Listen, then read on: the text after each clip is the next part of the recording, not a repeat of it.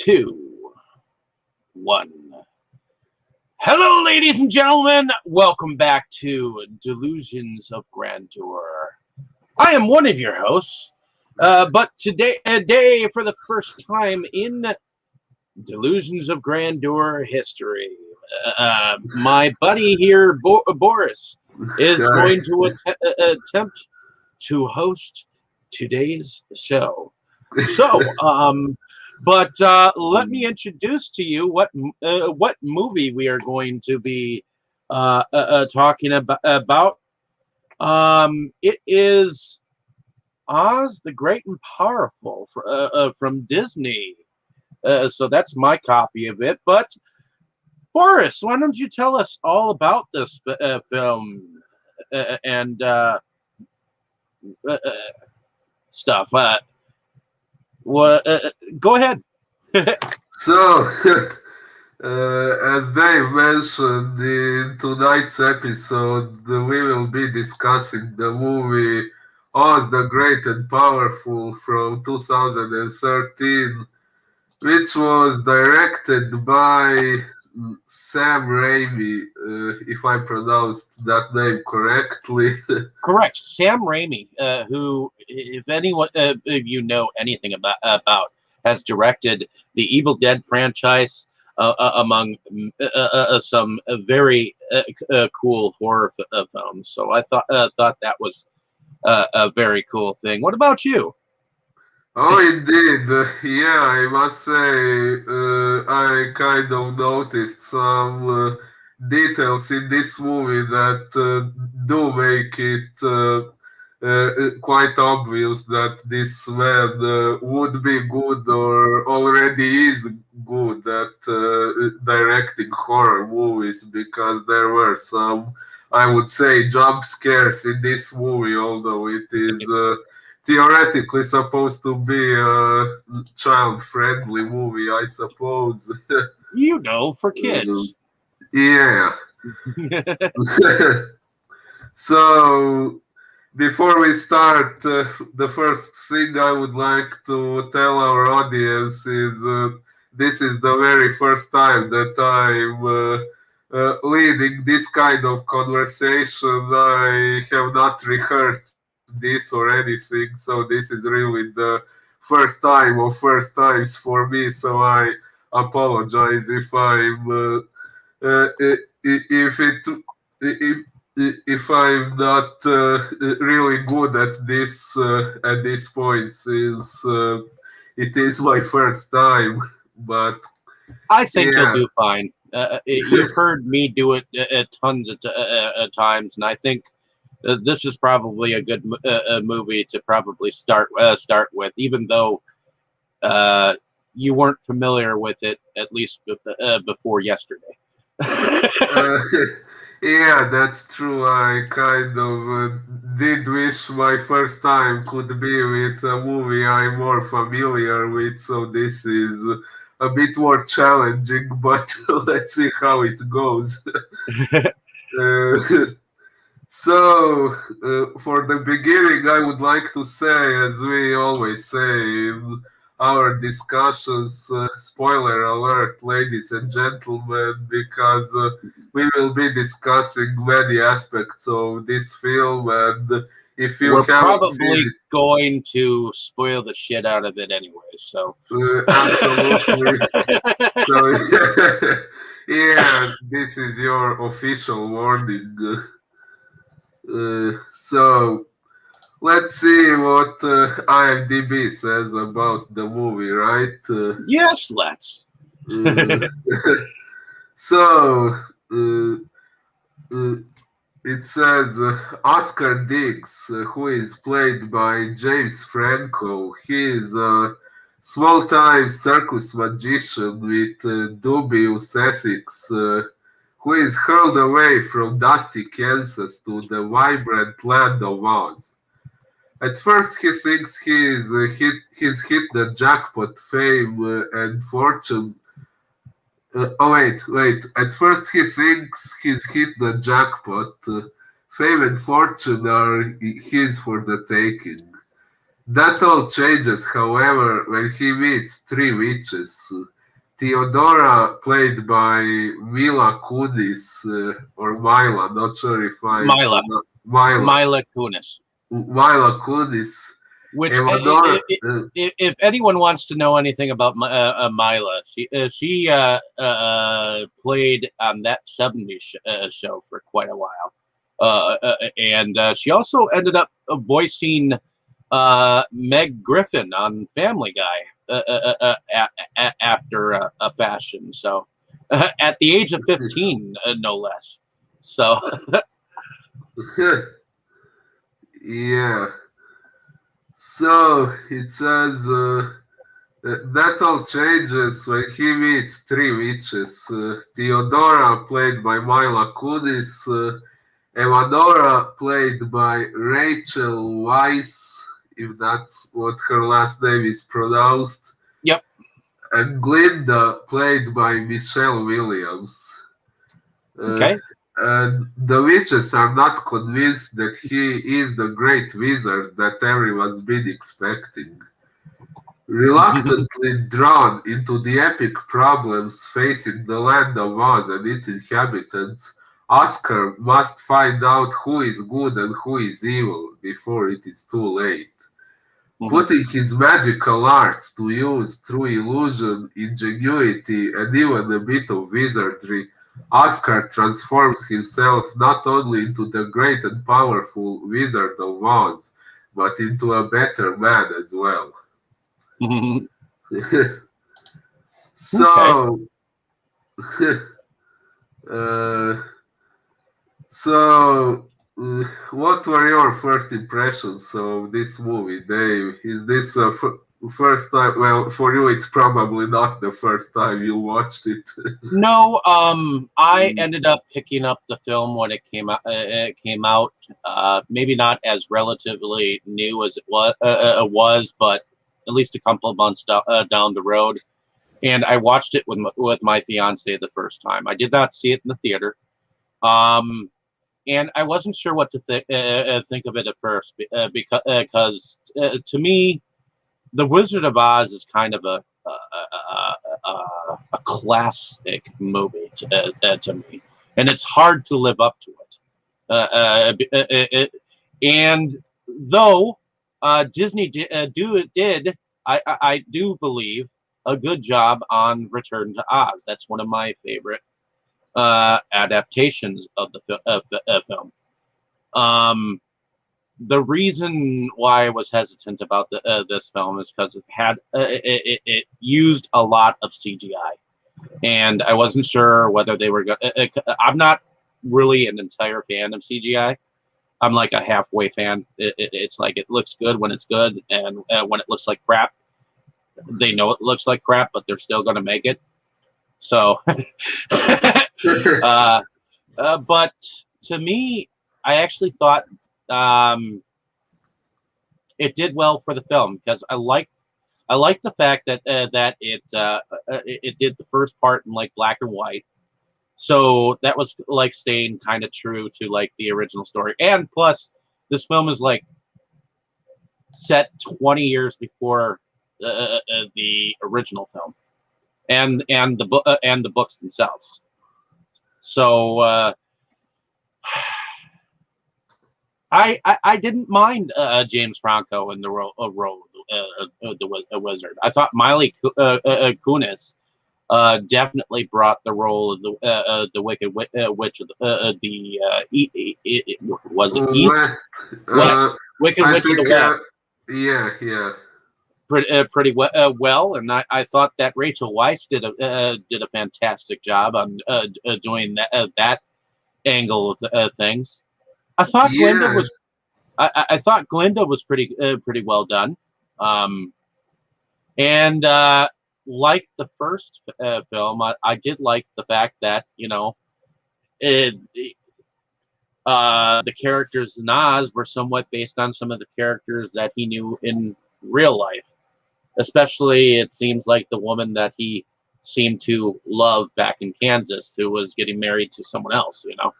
Yeah. Yeah, that kind of seems to be the thing with these movies. In all the three movies we have discussed so far, we have this thing that the most relevant faces the main character meets in Oz are bear some resemblance. Well, technically, they are played by the same actors as. Some characters the person knew from their regular life. Oh yeah, but Uh, I thoroughly enjoyed the film first time as well as this time with you. Um, I thought the character of Finley was kind of funny.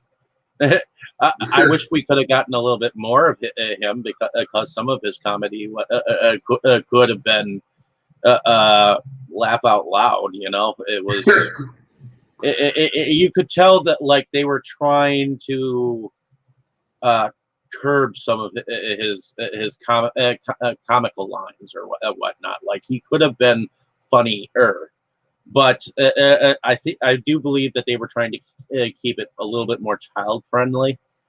oh, So probably, yeah. well, because it's Disney, they're trying to shape the cornerstone of what Disney really is. And although in the very beginning, Disney liked to go dark, you know, it's like halfway through, and after Walt Disney died, then all of a sudden they were afraid to turn out some dark matter subjects. You know, they wanted to keep things kidsy, and When you put it that way, yeah.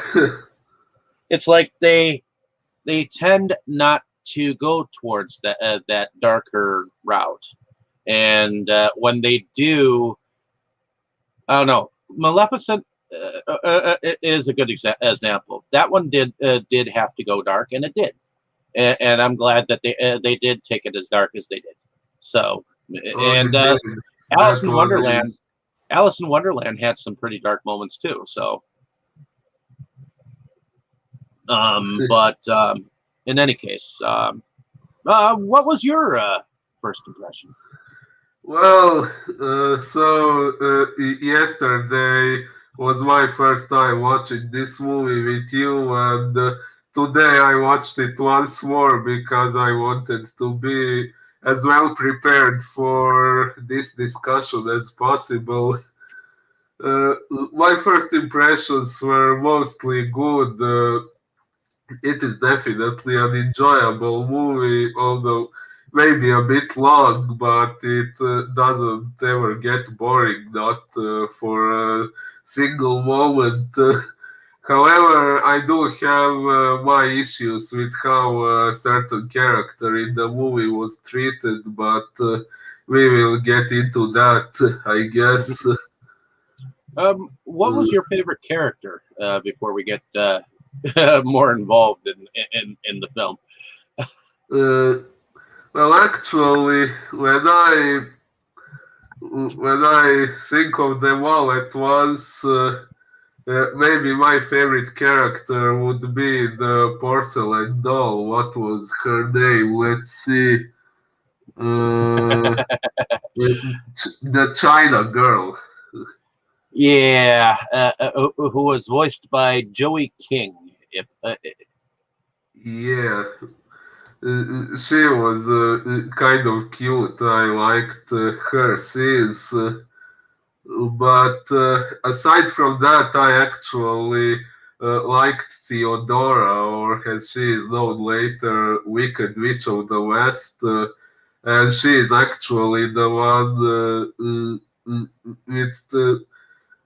She is the one I mentioned earlier. I think she kind of didn't have a fair treatment in this movie because in the latter part of the movie she was portrayed as an antagonist in spite of the fact that she was good to begin with, and Oscar did lie to her and deceive her, and then her sister, who turns out to be the real Wicked Witch, she casts a spell on her, and that's when she becomes so-called wicked. And I kind of think that wasn't fair treatment for her because that wasn't what she originally wanted to be. And at the end, the fact that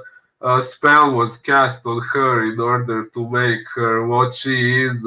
It was stated, but it wasn't properly acknowledged. And yeah, I know. At the end, she did have to stay in that form because that's how she appears in the 1939 movie. So she had to stay a Wicked. villain. Yeah, she had to stay wicked at the end of this movie. But I think the characters of this movie didn't put enough effort into an attempt to bring her back to her original good self. Neither did Oscar express much remorse for how he treated her before she was bad. So that would be my, I would say, a big issue with the story of this movie.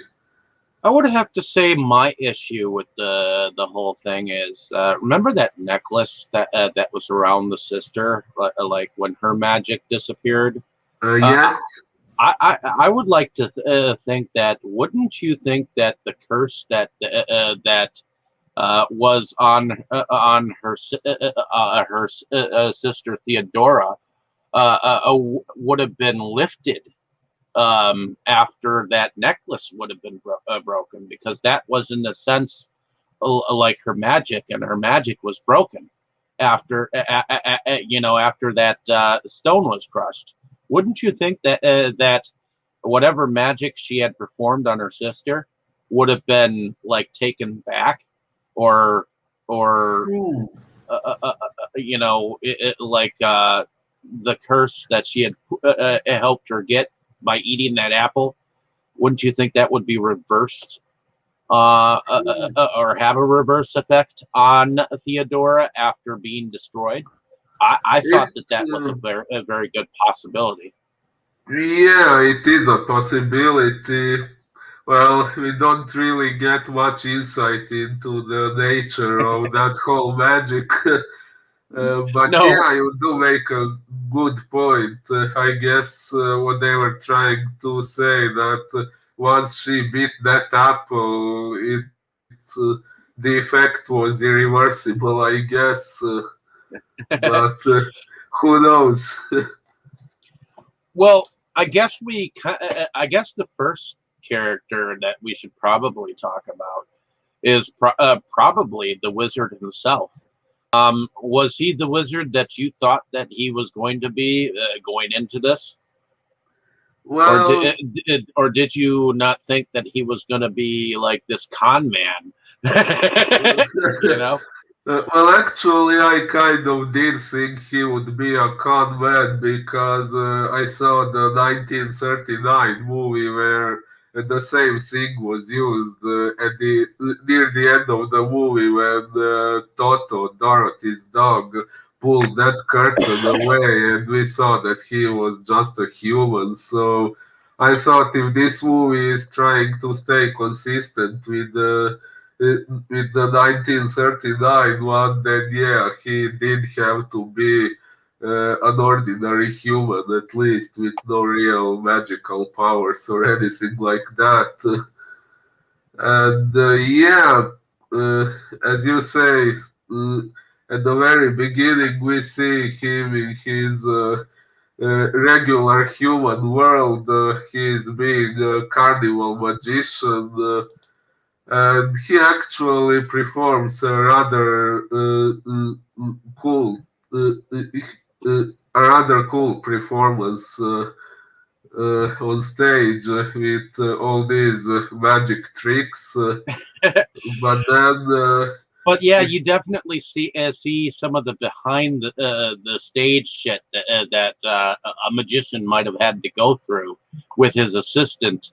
having like all these hanging down things where he would have like a whistle that he'd do, and shit like that, and the noises that he would have to make for people to be have that suspended belief, no in the impossible.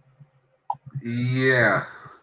But apparently, as it turns out, at the time when this story takes place, it apparently wasn't common knowledge that magicians use just illusions and tricks. Apparently, people who were watching them seem to believe that what they do on stage is real magic, as we see this one girl in a wheelchair who, after seeing his performance, she thinks he has real magical powers and might be able to cure her disability. And when she requests him to heal her, that's when when the show goes badly wrong for him. Well, and that is Joey King, believe it or not, who also plays the voice of the China doll, believe it or not, and that is, Ooh, cool. and in a sense, that girl is that girl who can't walk is similar to the China girl when he first comes across her, but she is not the first character that he comes across. In fact, what is the journey that he sets out to do? Once he, well, we haven't even begun to tell exactly how he came to Oz to begin with. Oh yeah. After his performance goes wrong, he is confronted by a strong man from the circus who has a problem with Oscar because he was flirting with his wife like he seemingly did with many women there, from Either what his I wife understood. or daughter, either one, because she could have been young enough to be his daughter. Well, I don't know. So that man becomes all violent, and Oscar escapes in a hot air balloon. Which wasn't But even his to begin with. yeah, and then he gets caught by a tornado, which happens to take him to the land of Oz. But And that balloon goes through quite a lot in that uh, tornado, doesn't it? oh, definitely. I was rather surprised that it didn't go down sooner than it did eventually. Because Uh, ultimately, it seems like a ton of shit happened inside the basket. It seemed like the ropes were coming loose. And it looked like that balloon wasn't going to make the journey that it did, but it did, I guess. And as soon as he landed, I guess that's when he met the first witch. oh, yeah.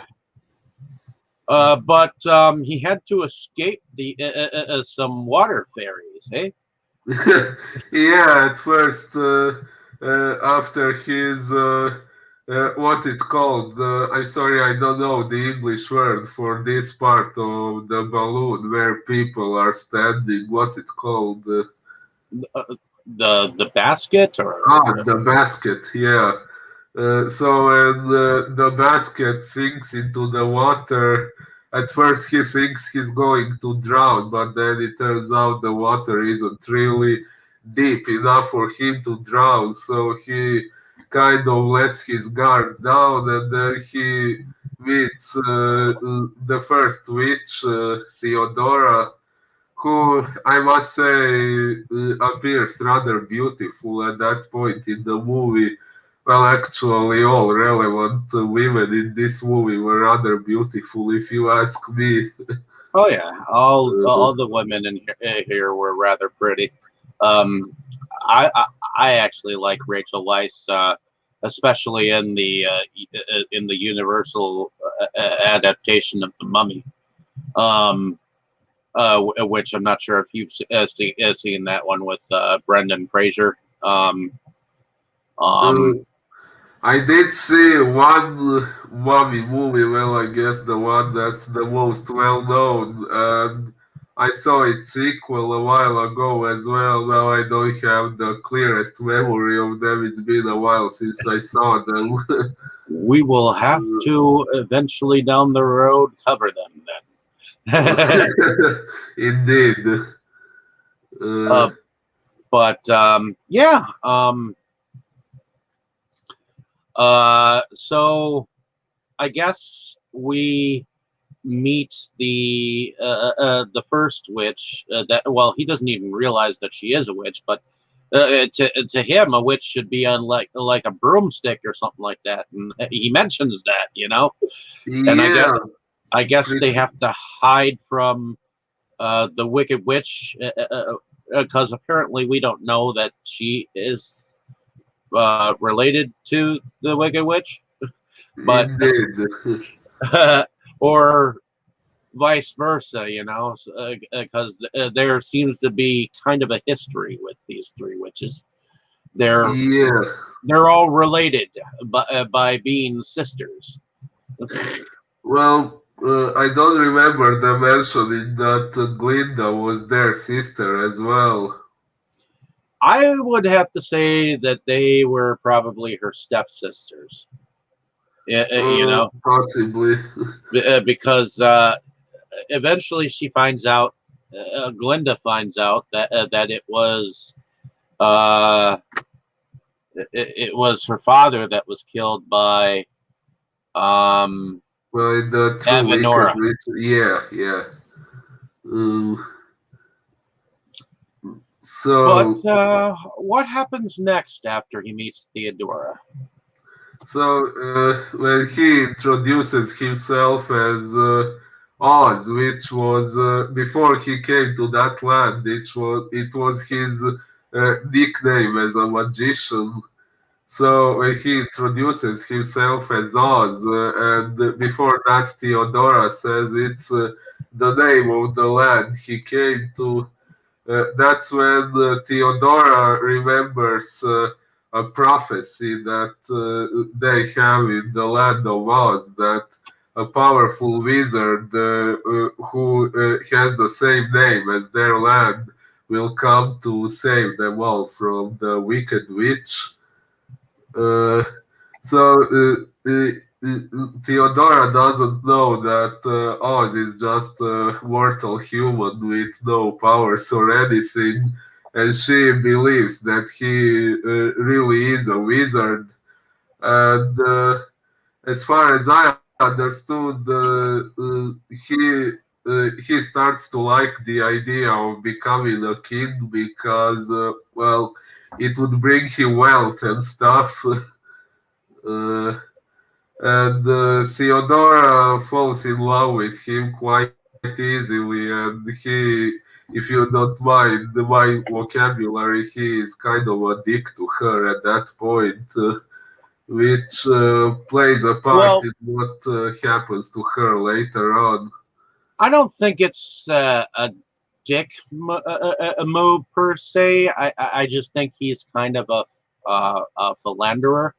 When it comes to women, like he goes from woman to woman, and he doesn't think nothing of it because that's just how he is. I don't even find it. It's just how he is. He's just a Well, flirtatious man by choice, and he doesn't want to be tied down to any woman or anything like that. He wants to be great, and the thing is, it doesn't entirely work well for him when he flirts with the sister, and I guess ultimately that plays into the sister's hands because she ends up lying to the sister when she sends him on his way, and she notices that all he seems to be interested in is the treasure and whatnot. So she basically says, okay, well, you can't be king until you destroy the Wicked Witch. Well, Mm. the Wicked Witch supposedly lives in this dark woods area. Kill her, uh, take her wand, break it. You can come back and have all this shit. Yeah. Yeah, that's how it seems at the beginning. Although I really would say that at that point he really was giving Theodora false hopes. Like when he realized that she was seriously falling in love with him, he didn't say anything to stop that. So I would say he was giving her false hopes. Yeah, he might have been, and I think uh, now he ended up he the first character besides the witch he ended up meeting was on his way to the Emerald City with Theodora. What character was that? Oh, yeah, that was Finley, the flying monkey, whom he had to. Wait, why is he different than the other flying monkeys that we see in this thing? Because he is smaller, cuter, and the only one that's not violent, I guess. Maybe uh, he might have been a runt or something like that. Something that was like not supposed to be, and yet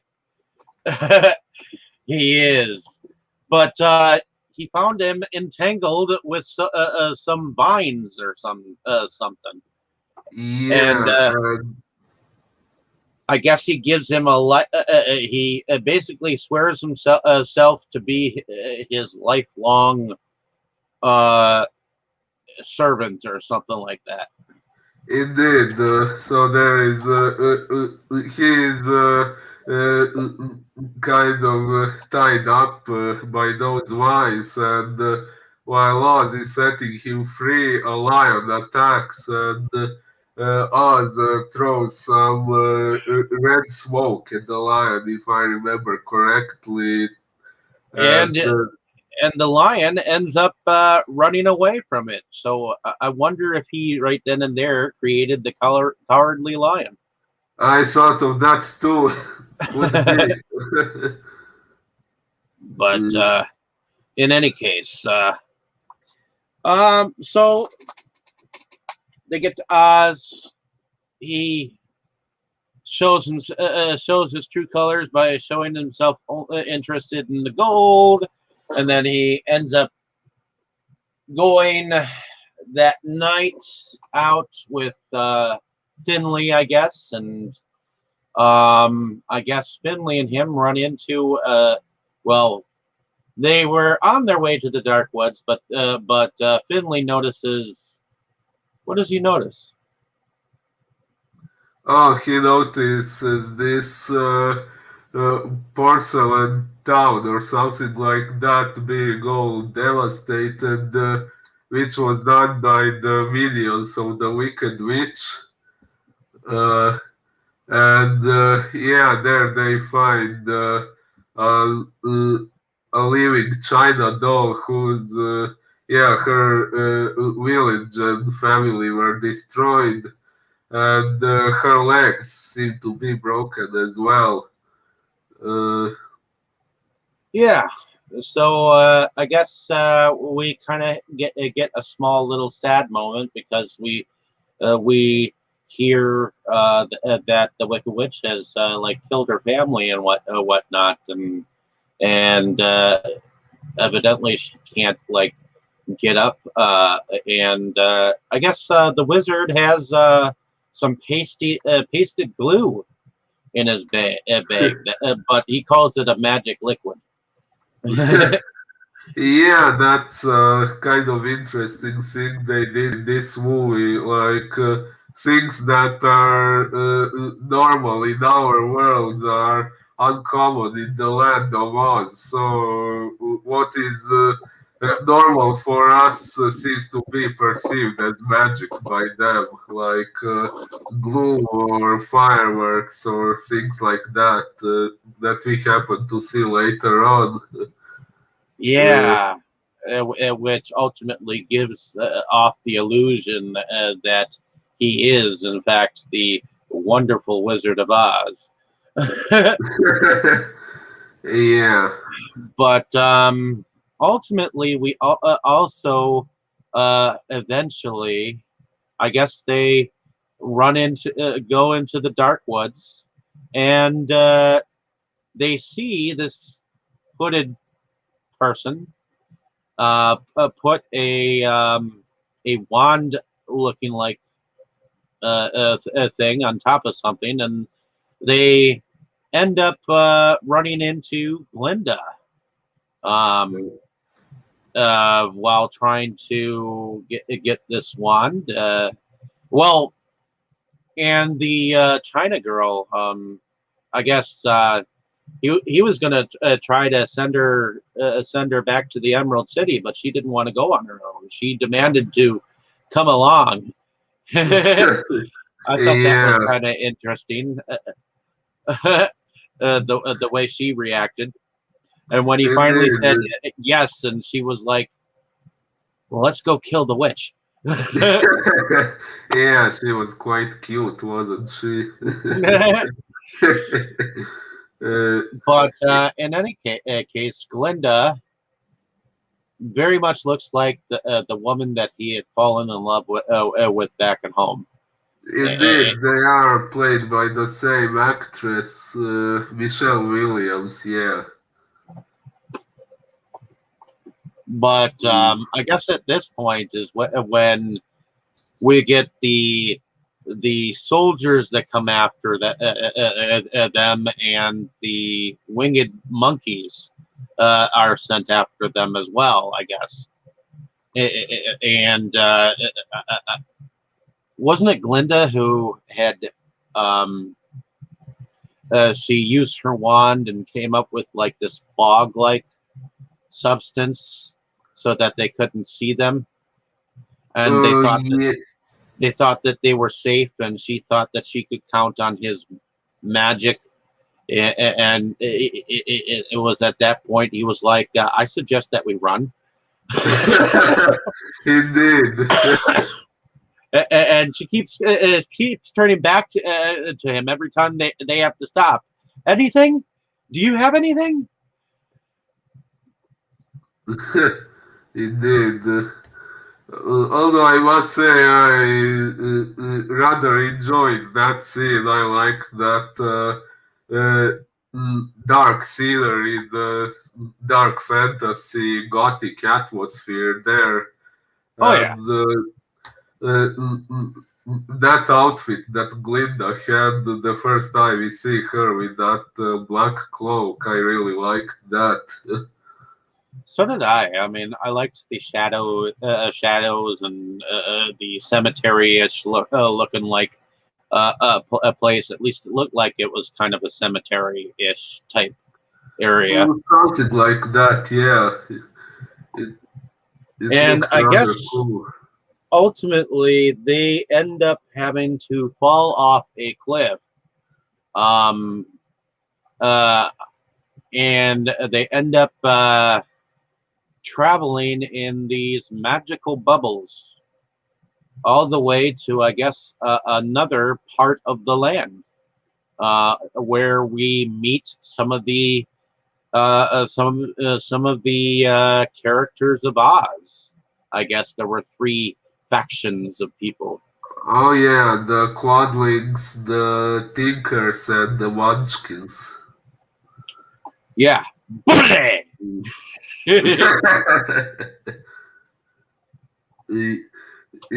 Are you referencing the scene when Oscar was drawing on the ground and Finley sneezed it away?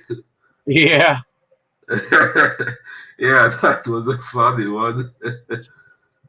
uh, But um, but also that was also what the Tinkers all said in unison. Um, they all said bully when he showed them what he wanted them to make. But we're getting ahead of ourselves here. So he ends up meeting all these people, and these are what Glinda says are his army to fight the witch, and he starts to doubt himself. So he begins to pack his bags. But then your favorite character comes in and says she needs to be tucked in. Yeah, and that's when he gets that's when he gets the idea that they could fight the wicked witches, maybe not with real magic, but trickery might be good enough. Correct, because he comes up with this plan that he could use every single trick that he has learned as a con man in this world, because they wouldn't expect the unexpected.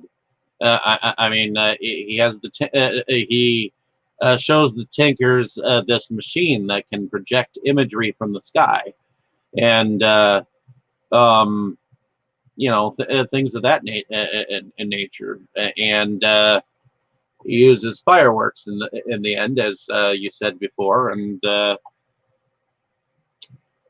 I guess we have people who make scarecrows. Yeah, Farmers. that must have been a reference to the original. Well, yeah, crows. They were used against the Wicked Witch at one point, but then I guess down the road they were just planted in farmers' fields to scare the crows. Indeed. Although there was one that couldn't scare a crow at all.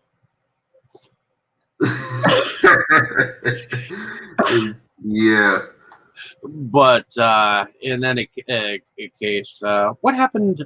What happened next after he began to plan his ultimate con? Uh, was that when Theodora attacked them now in her wicked witch form and Well, she broke through their yeah. magical While wall? while all this is happening, the sister has been looking through her crystal ball um, to in on the um, wizard himself and what he was doing, and it was due in partial to this looking in on that she can't hatch the plan to uh, help her sister with her broken heart, and she gave her an apple that I guess turned her into this green thing. Turned her into wickedness, so to speak. Indeed, that kind of reminded me of the biblical story of Adam and Eve and the serpent. Not sure if that was what they were intending to reference, but yeah, when Evanora was giving the apple to Theodora, she did kind of give this serpentine speech and lured her into biting that apple. I was also thinking Snow White Oh yeah, yeah, that as well. when the witch finally offered her a poisoned apple, and she ate it. She ended up going into like this deep sleep, like death, and the dwarves thought that she was in fact dead, or Mm, or whatnot. So they put her in a glass coffin, and we ultimately. did. Well, But yeah, that was another Walt Disney animated film. That's Yeah, one. well, the That's difference one I is. don't think. That's one I don't think that they've quite adapted to a live action film yet themselves. Yeah, I think Disney haven't done that, but there are many other live action Snow White movies. One of my personal favorites would be Mirror Mirror with Julia Roberts as the evil queen. Well, I know that Canon did a musical of Snow White back in the '80s, so that we at least have that where I actually like that one. We'll have to attack that one of these days. It wasn't too bad,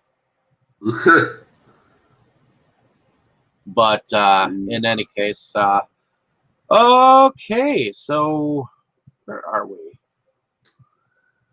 So Um, now that the Wicked Witch has been turned into wickedness, well, Theodora has now been turned into a green witch. Indeed. We get her first entrance, where she, I guess, comes through the world and in a fiery ball, and she basically goes around and scares the people of Oz and makes them try to doubt the wizard and shit like that. What did you think about this moment of her appearance? Uh, Wait, I'm sorry, I had a glitch. Can you please repeat what you said? What did you think about Theodora's appearance in where the wizard is now?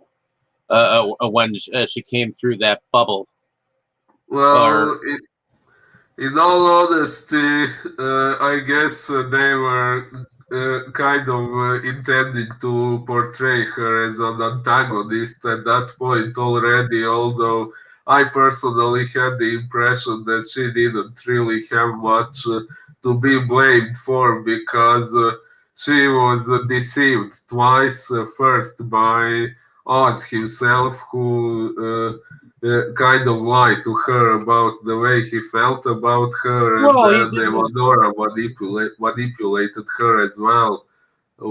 What? I still feel like some of it was basically all stuff that like I think she wanted Oz to like be her king and stuff, and she was literally wearing her heart on her sleeve and stuff, and it was kind of cute the dancing that they did and whatnot in the very beginning, and Well, that was I what gave her false hopes, if you ask me. I guess so, but to me it was all kind of one sided. He was just agreeing with everything. I say think. Besides, she was pretty. So if I was I was myself besides a pretty woman, I'd probably just say yes to everything too. If I was in a land far away, just to you know, just to get myself along. I mean, hey, I have a beautiful woman next to me saying she wants to be my queen, and I have uh, uh, uh, uh, no one to call my own or anything. I'd be like, whatever you say. I'll do Well, whatever you yeah, want. but if you do that, then you should stick to your word. I didn't really see him giving out his word, really, though. It was more or less she was just, you know, she was doing all the planning. Mm, well, she kind of was, but he did nothing to make her realize that she was getting her hopes up too high. No, I guess he didn't, but ultimately it was her who was getting. It was kind of her fault. I feel. I feel it was like kind of her fault, even though she was very pretty, and she just kind of wore her heart on her sleeve. Yes, he is a con man. Yes, he kind of stole her heart. But I think she was doing a hell of a lot more planning than he was ready for, and he wasn't sure how to let her down easy. Well, yeah, And, that's kind of true as well.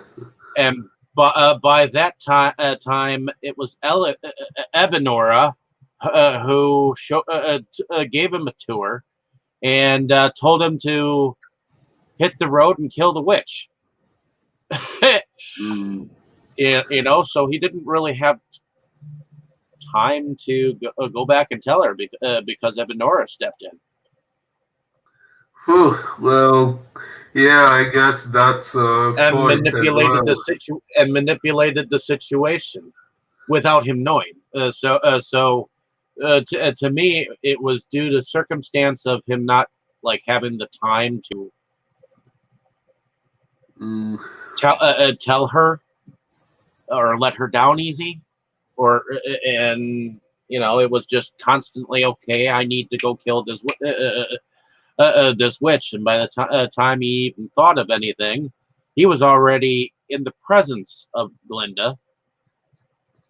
And Yeah. and when Theodora showed up, he was like, "Well, what the fuck? What happened to you?"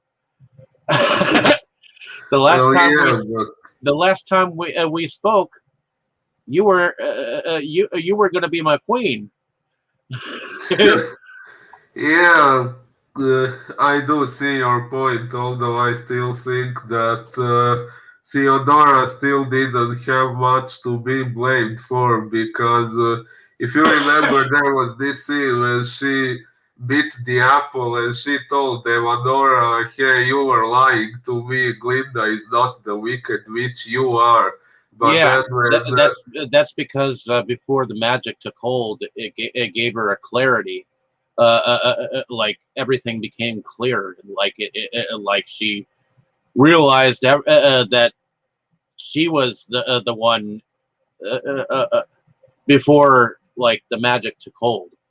It's like everything became clear, all the truths became yeah, clear. yeah, so after she bit the apple, she realized that Evanora had been lying to her, but after her transformation was complete, she seemed to have forgotten that fact and she kept fighting on Evanora's side, which is, in my opinion, a very clear sign that she is brainwashed and that she is not really responsible for what she's doing. Well, she was magically cursed. So, Mm, not yeah. brainwashed. She was cursed to be this wicked witch from hence on forward. But I would have thought that the breaking of that stone would have stopped all that. To me, to be honest, like Well, her magic had been broken at the end of all things. So, uh, well, in a way, maybe, although they did say that the wicked witches would return later on, and as we know from the 1939 Wizard of Oz, yeah, Evanora the, was supposedly still causing trouble until Dorothy's house fell on her and yep. trapped her. Curse you! You killed my wicked sister. Yeah. Mm. But in any case, so he one of my favorite characters in fact is I think his name was Nuck, Ah, yeah, he was a funny one. This although the wizard called him Grumpy or Grumpus. Sourpuss, I think. Yeah, Sourpuss. There we go. Yeah, he was a funny one. But apparently he it came to, I guess, help out, and he he was the one to drive the wagon into the Emerald City, and I guess he doubted the wizard when he went and saw that he was throwing gold up in a balloon, and they really thought that he was going to run out on them for a moment. Hey, Indeed, he did say it would be his greatest trick ever, so he actually did trick them into thinking he was going to leave them. And from what I understood, the whole point of that was to get the bad guys to fire at the balloon and take it down, thinking they were killing him in the process, which turned out well, not to be true. and I think the reason why he had the whole entire city of Oz believe that too is because he didn't want anyone. He didn't want the wicked witches to know that he was still alive, just on the off chance that they were that someone was going to say something. You know, Yeah, that might be the reason. the probably the greatest trick on earth to do this kind of thing is to make sure that no one knows the final secret. Indeed. The final trick is to be unexpected. Well, I mean, when Houdini made an elephant disappear, he did not show the misdirection. You know, the surprise angle. Of course. But Mm. in any case, what did you think about his whole big-headed image thing? What did you think about that thing? Well, it was the same thing we saw in the original, but yeah, as far as this story goes, like I said before, what's kind of normal to us is uncommon to the people in the land of Oz. So for them, that's magic. So as we know. He was just using some sort of technology to do what he did, but since they were unfamiliar with all that, to them it was real magic. And when they were firing through his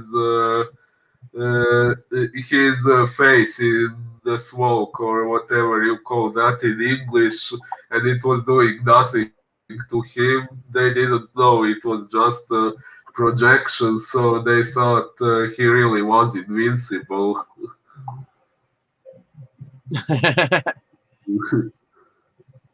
So I, I guess they have a moment where Theodora throws a ball of fire at the image, and it looks like the image is destroyed for a moment. What did you think about that? Yeah, from what I understood, I think he turned it off on purpose, if I remember correctly, in order to make them think for a moment that they had won. But then it appeared again. Yeah, but they realized there was a wire that was disconnected or some shit, and Yeah, but that was only for a short moment. and ultimately, do you think that his head was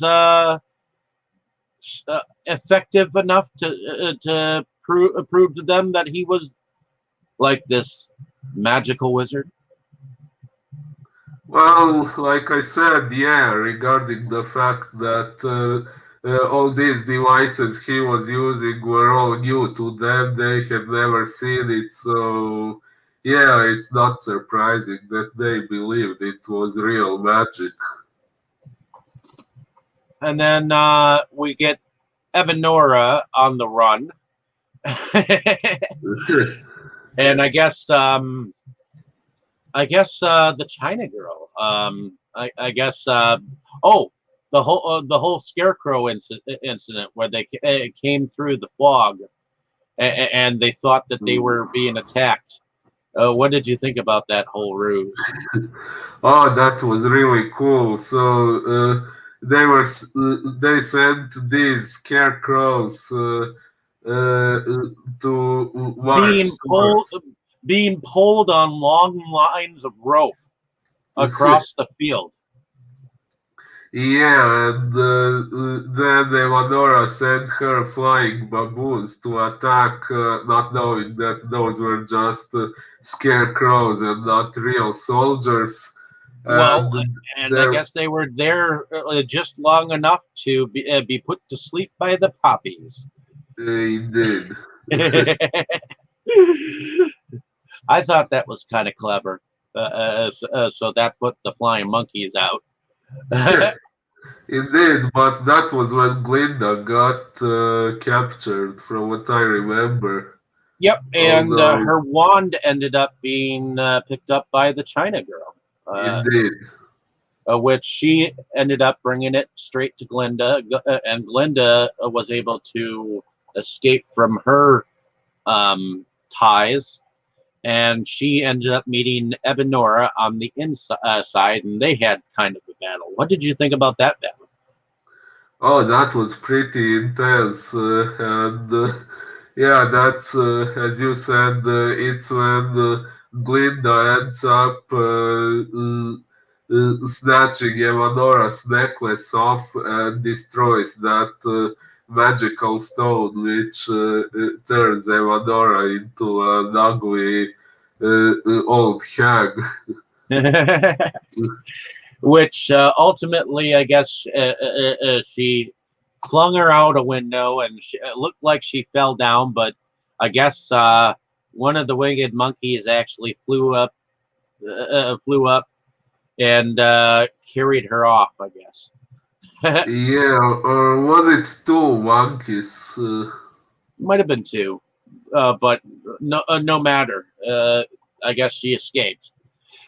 And I guess right before Theodora flew away he's the wizard in his image thing told her basically this. He knows that that she was turned wicked not by her own circumstances. If she ever decides to find her goodness, she's allowed to come back to Oz. But until then, get the fuck out of here. Basically. Yeah, and that's kind of why I thought she received an unfair treatment because they seem to be aware of the fact that she was made that way by magical means, yet they just said those words. They didn't try to use any magic to reverse the curse that had been cast on her. So. Who's to say that Glinda had that kind of magic? You know, we don't know what kind of magic she's capable of entirely. I mean, we know that she's able to bring that smoke, but I remember her bringing snow to the poppies in the 1939 version. Oh, So oh yeah, it wasn't fog that she used. So I'm not sure how extensive her magic is. You know. indeed. Although I'm not talking about what could be done or couldn't, but about the intentions and the attitude of the supposedly good characters, like what Oz said to Theodora at that point, like if you become good, you can come back, but if not, get the hell out of here in spite of being aware of the fact that it was an evil magic that had been used on her, he didn't seem to put much effort into an attempt to bring her original good self back. I'm not even sure if there was a way without Nora being around to see if the shit could be reversed. That's the thing. You know. I guess. But I'm assuming that to me, if there would have been a way for them to figure that out, don't you think it would have been tried?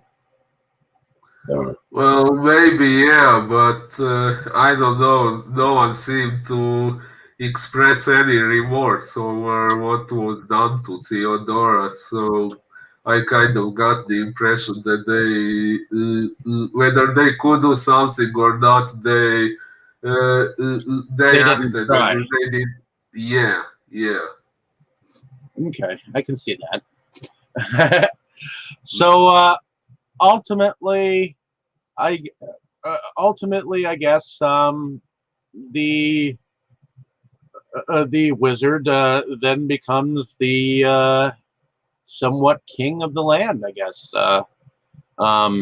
In a sense, I guess, with his um, with Glinda by his side, I guess. What do you think about that?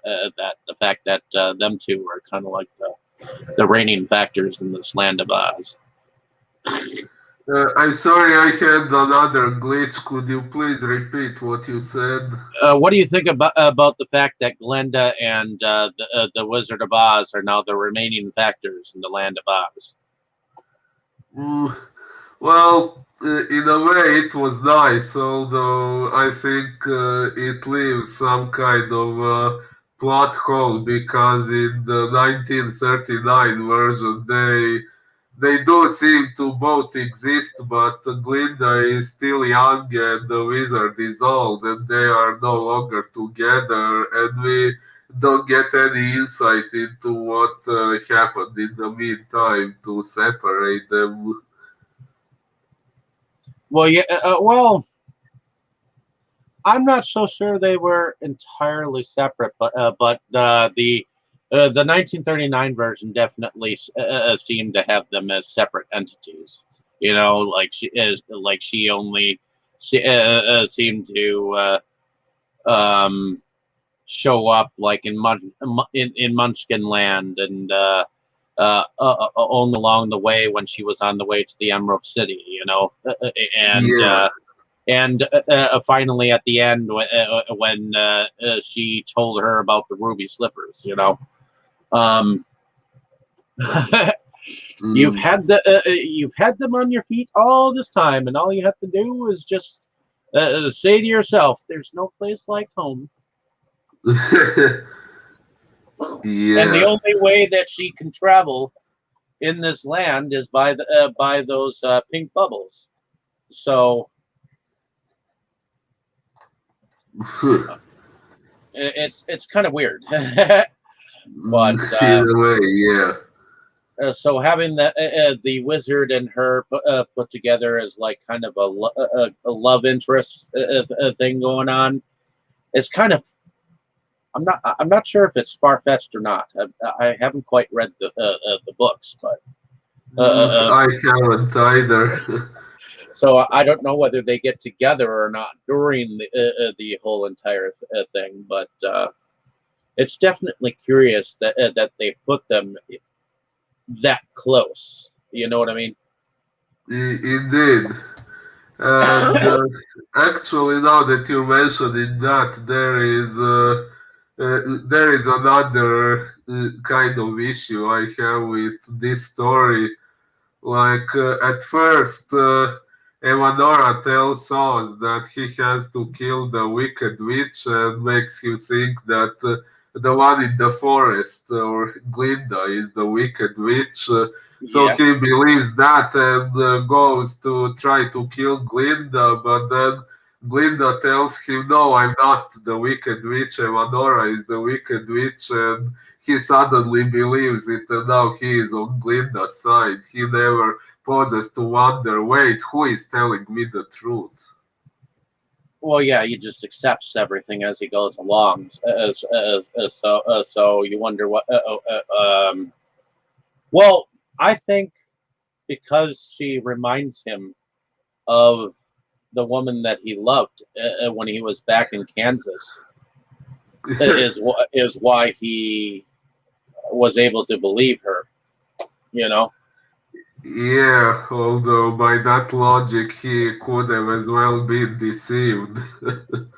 Well, I guess the wizard to any pretty face, he could believe anything that a pretty face could tell him. Like all of a sudden, if there was another pretty face nearby, he'd probably turn to her and be like, "What can I do?" Well, by that logic, Evanora was a pretty face as well. Well, until the end. Yeah, and he did kind of flirt with her at first. In fact, he Did? flirted with her in front of her when he first met her.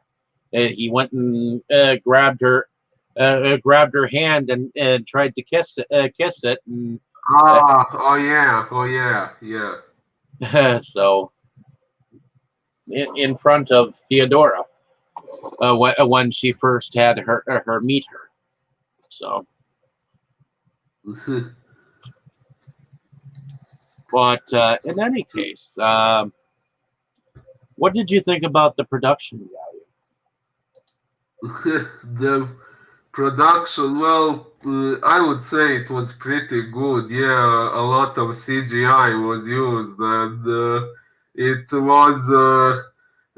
was rather obvious that a major part of it was CGI rather than real live action. But I don't know. I didn't really mind that. It still looked Well, yeah, pretty good to the me. China girl was CGI'd, so was Finley, and so were the flying monkeys, and much of the effects were not entirely real. I think Yeah, and some of the fireworks might have been real. maybe, yeah. And there were the river fairies and all those plants and things at the beginning that was definitely all CGI.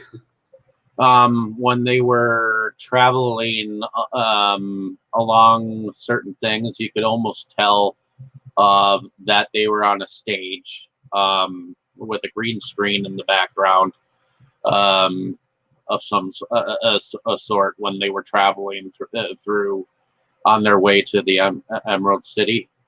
Um, it To me, it didn't look as real as it could have been.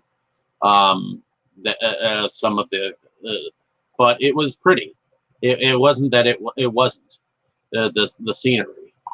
And I think when he was traveling down the waterfall, that was kind of a cool effect, and some of the rock scenery was kind of pretty. Um, It, what did you think it did. about the scenery there? Yeah, the scenery was definitely amazing. But okay. What did you think about the music involved in the film? The music was pretty good, I would say. I liked the music box melody, for example, and there was some nice music in the ending credits as well. Well, the music was Uh, actually by Danny Elfman, who yeah. also did the music to Batman and Charlie and the Chocolate Factory and The Corpse Bride and Men in Black. He was the composer behind those, as well as The Nightmare Before Christmas. Yeah. But if you know anything about Danny Elfman, he was in a band at one point in time called Oingo Boingo. I didn't know that. I did hear about him, but I didn't really look much into him, I must admit. But yeah, ultimately, I enjoyed the music behind it. I think that for the most part, Danny Elfman is a very good musician or composer of music for films, and I think his music fits well for what is needed. If you had to think of a favorite scene from the film, what would you take from it? Whew, that's an interesting question. Let me think. Ooh, maybe the confrontation between Glinda and Evanora, that was good. Or I liked the scene of Theodora confronting Oz for the first time in the Munchkin land. Uh, I think I like the scene where the China girl has her legs broken and he's able to fix her. Um, Indeed. as well as a scene where she asks right as they're coming into the dark woods, she asks to be picked up, and then Finley like reaches up to try to get lifted up too, and he's like, "Fuck you." Well, kind of, sort of. Like both of them wanted to be cared for, Well, indeed. before they went into the dark woods, and he was like, "Did those crows just tell us we were gonna die?" Yeah, that was maybe somewhat dark scene for a modern Disney movie. Yeah, it's kind of like that moment where the Cowardly Lion, the Tin Man, and the Scarecrow were walking through the dark woods in the original film. They came across a sign that said, "I'd turn back if I were you." Uh, yeah. And the Cowardly Lion's like, "Okay," and he starts to turn around, and they're like, "Nope, nope, nope, you're coming with us, whether you want to or not." I do believe in spooks. I do believe in spooks. I do believe in spooks. Indeed. But in any case, um, did you have anything else that you wanted to say? Was there anything that you found out production-wise that you thought was cool? Ooh, well, for example, I found it cool. Well, we have had it in every Oz movie that we have discussed so far. When Oscar gets to the land of Oz and the black and white turns into color and the screen goes from the 4:3 aspect ratio to widescreen. That was pretty cool. Oh yeah, Um, I think that was cool. Um, uh, and I don't think we had it in the Return to Oz per se. That one was all color. But oh, oh yeah, you're right. You're right. but the first one and this one were at first done in black and white, and I thought that was a cool send up to the Wizard of Oz itself. At least they represented Oz well in the beginning, you know. Yeah. So other than that, I think that's pretty much it. Unless you can think of anything else. Well, I think I have said all that I wanted to say. I was supposed to be the one hosting this episode, but you ended up being the one talking much more than I did after all. It's okay. I mean, you did a fantastic job. I think. I'm so used to hosting, and I think we kind of I think we hosted this together. And I think that Maybe. I think that that's what it was meant to be. And next time you'll have more confidence, you know. So Mm, Next time we do it, maybe, yeah. Although, what we are discussing next time, from what I understood, is a mini series which is uh, twice as long as this movie was. So I'm not sure I will feel confident enough hosting that one. no, I'll definitely host that one, but I promise the next one that you'll host maybe will probably be something that's more your speed. Mm, that would be good. Yeah, maybe I would feel more confident hosting a conversation about a movie that I like am more like familiar with. like maybe when we cover the Omen. Oh, yeah, that would be a good one. Alrighty. Well, thank you for coming out and listening to our discussion on this film. I thought that we did pretty good. Um, I I thought that hope so. it was a fairly entertaining film. We could have gotten a little bit more deeply involved with it, at least with some of the people with Oz. But I thought we kind of discussed it amongst ourselves pretty good. But definitely use this as a guide to if you wanted to check the film out, because obviously you'll want to see the film yourself and see what it's all about. You don't have to take our word for it, but definitely it's definitely a unique film. It is. And I do think that it did fairly well at the box office, if I remember correctly. So Well, um, it's a Disney movie. They always seem to sell no matter what people say. How much people have recently been criticizing Disney a lot, and I would actually say they criticize them for very valid reasons. Yet the movies still seem to sell well and become famous worldwide and everything.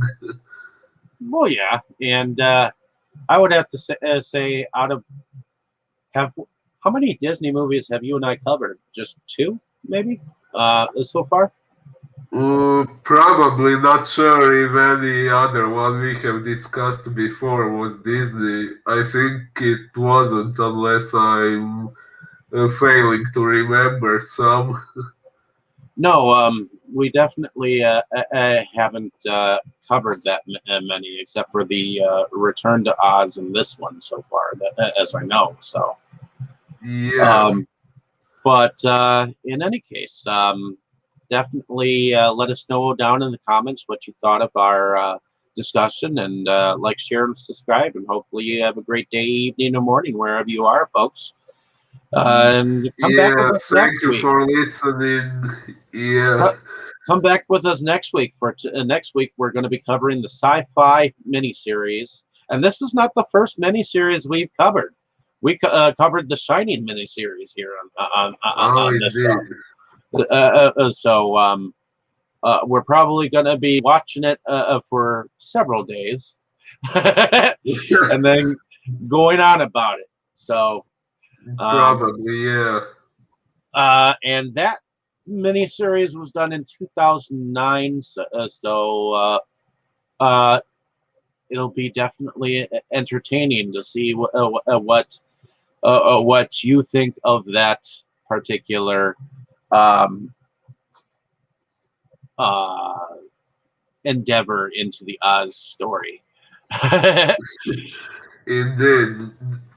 From what I understood, there are many sequels and prequels in this franchise, and they don't all fall into the same storyline as far as I have gathered so far. Well, no. and we'll also eventually be covering the silent film versions too. I hope during this endeavor, maybe we'll do like the four silent films all in like one episode because they're not that long, to be honest. And we'll cover those in an episode too, so that will even if it's just to laugh at them at how short they are. But Well, yeah. for first endeavors, you kind of have to give them credit for what they were able to accomplish at the time. So, Probably, yeah. but in any case, thank you, ladies and gentlemen, and have a great day. Yeah, thank you all.